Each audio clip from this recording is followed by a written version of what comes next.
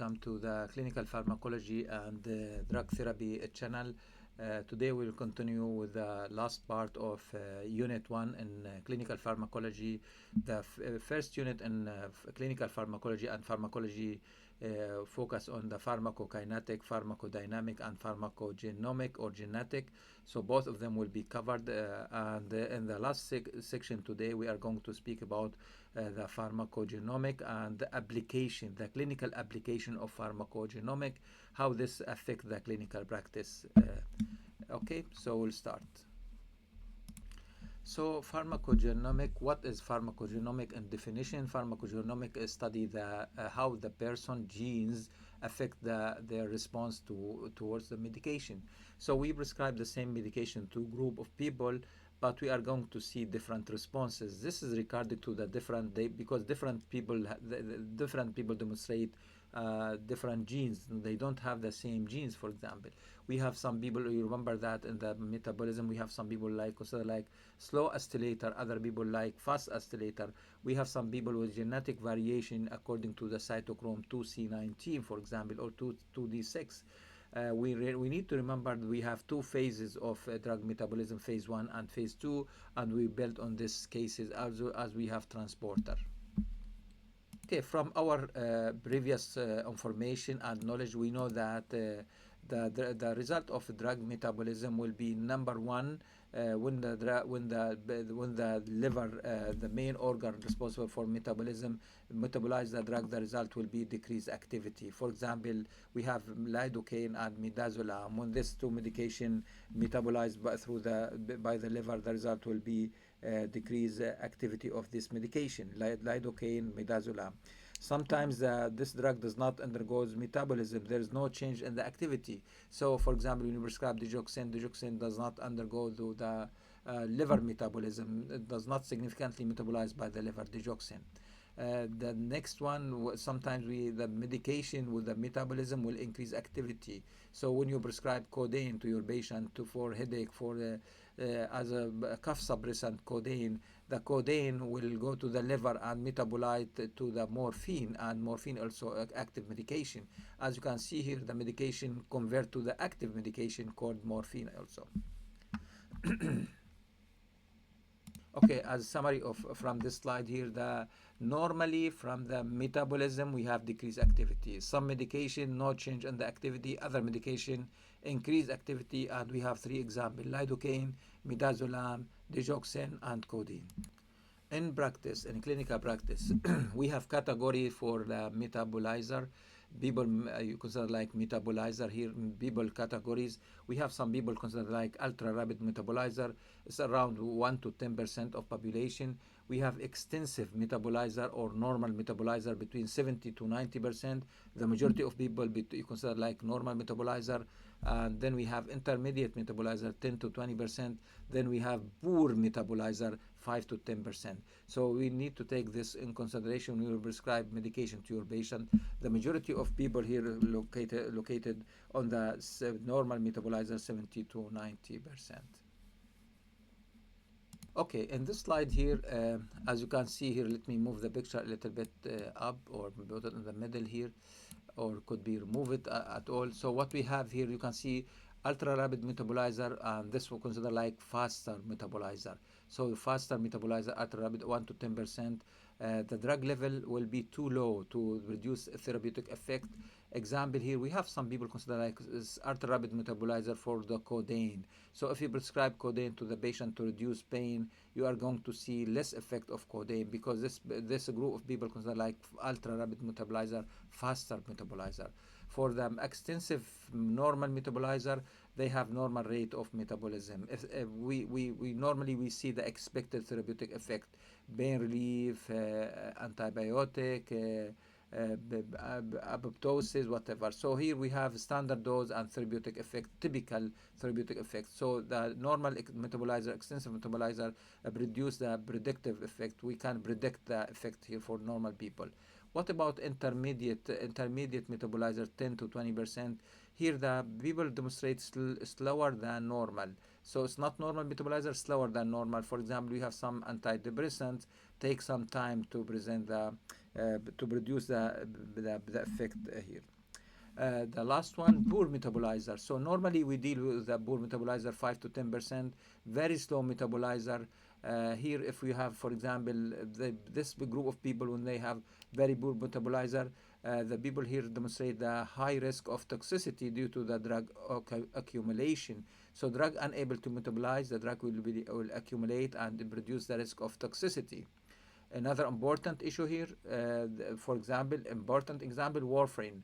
Poor metabolism of warfarin lead to the increased activity of warfarin. Increased activity of warfarin, increased risk of bleeding in this patient. So we need to remember this one here. Okay. Moving to the next slide, practical example in the practice. We have clopidogrel. We use clopidogrel. Clopidogrel belong to the antiplatelets. Clopidogrel belong to the same group of aspirin. Clopidogrel antiplatelet considered like inactive medication when you prescribe to the patient. The clopidogrel will go to the liver. In the liver, clopidogrel with the cytochrome 2C19, you can see it here. The clopidogrel with the 2C19 cytochrome will be activated and produce the activity by preventing clotting, by preventing stroke. So this is an important issue here. So a normal metabolizer, clopidogrel inactive medication in the liver will be activated by 2C19 to the clopidogrel active form and produce the preventive effect from clotting and stroke. This is the normal people here. So what happened with the people with considered like ultra metabolizers, accelerated metabolizer? You can see here the size of 2C19 cytochrome. We have large size. That means we have increased activity of the metabolism of clopidogrel. We know that clopidogrel before outside of our body is inactive. When become inside our body will be activated by the liver by 2C19. But here we have a lot of TC19 here. 2C19, we have a lot of TC19. That means we have a lot of activity. We have prolonged activity. We have prolonged and we have increased concentration of clopidogrel in this patient, and there is a risk of bleeding because clopidogrel is high, and the purpose there, like considered like blood thinner. If we have high concentration of active clopidogrel, the result will be increased risk of bleeding, increased risk. You can see the arrow here. All these increases effective of active clopidogrel and increased risk of bleeding. Ultra rapid metabolizer. The third condition, we have poor metabolizer. Poor metabolizer, you can see here we have less amount, less concentration of this enzyme, C2C19, cytochrome 2C19. We have less concentration, less amount of this medication, this enzyme. That means we are going to have less amount of active clopidogrel, and that increased risk of stroke or clotting. So you can see here amount of active is less, we have amount of active and the heart is high. So we can consider the situation here is very important.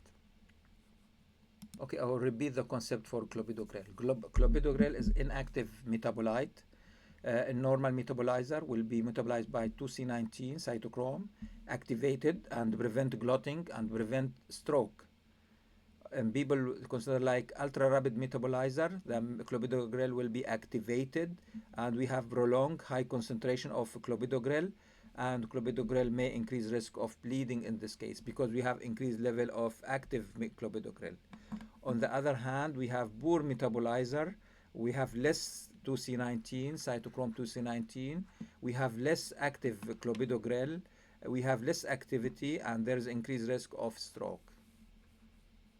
Okay, according to the medical literature, you can see here this published on the journal. You can see the title, Genetic Polymorphism and Clopidogrel Efficacy for Acute Ischemic Stroke and Transient Ischemic Attack. And they focus on the cytochrome 2C19 and special ethnic group population, Caucasian population. Another concept, the clinical application for the pharmacogenomic or genetic pharmacogenomic. Here we have isoniazid and genetic variation here. You know that isoniazid is medication used for treatment of tuberculosis. This medication metabolizes by the liver, and they identify some people consider like slow acylator and other people consider like fast acylators. People consider like slow acylator, this will lead to the accumulation of the isoniazid, and this will cause a B6 deficiency and may cause peripheral neuropathy. So when you have high level of isoniazid in the blood, this carries the risk of B6 deficiency and increased risk of peripheral neuropathy. So we have maybe the source here. On the other hand, when you have people considered like fast metabolizer, so we have slow metabolizer, increased risk of peripheral neuropathy. For fast metabolizer, the situation here that we're going to have waste product coming from isoniazid, and this waste product accumulate in the liver and cause hepatitis. So the patient suffer from clinical hepatitis. We have some symptoms there for losing appetite, nausea, vomiting, jaundice, and right upper quadrant pain. Isoniazid recipient can be fatal. So clinical hepatitis is like life-threatening side effect. Okay, try to more maybe focus on the concept here. We have two group of people here. We have first group of people considered like a slow acylator, and in this case we are going to have accumulation of isoniazid in the blood. This will lead to the deficiency of B6, vitamin B6, and the patient demonstrate to come to the clinic after chronic treatment with isoniazid, suffer from peripheral neuropathy.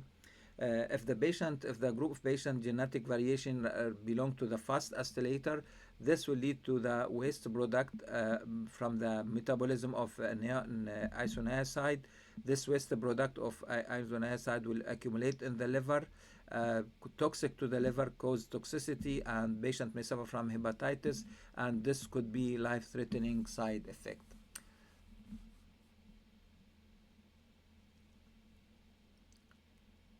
Okay, this will conclude our session about pharmacogenomic, and we discuss two clinical scenario. The first one speaking about Clopidogrel, and 2C19 speak about ultra rapid metabolizer, normal metabolizer, poor metabolizer. Then we brought another important aspect for the isoniazid for people who consider like slow acylator and fast acylator, and reflect that on the clinical practice. The patient may suffer from B6 deficiency like peripheral neuropathy or from hepatitis. So genetic variation is an important aspect in the clinical pharmacology and the drug therapy. Therefore, we need to take this in consideration when you treat your patient. At the end of this lecture today, at the end of this unit, we covered the pharmacokinetic, pharmacodynamic, and pharmacogenomic with a lot of aspects and topics there, and we are going to address that on the slide, like on the videos, like in the practice question. I hope you enjoy this lecture. You learn a lot from this lecture, and thank you for watching, and have a great day, everyone.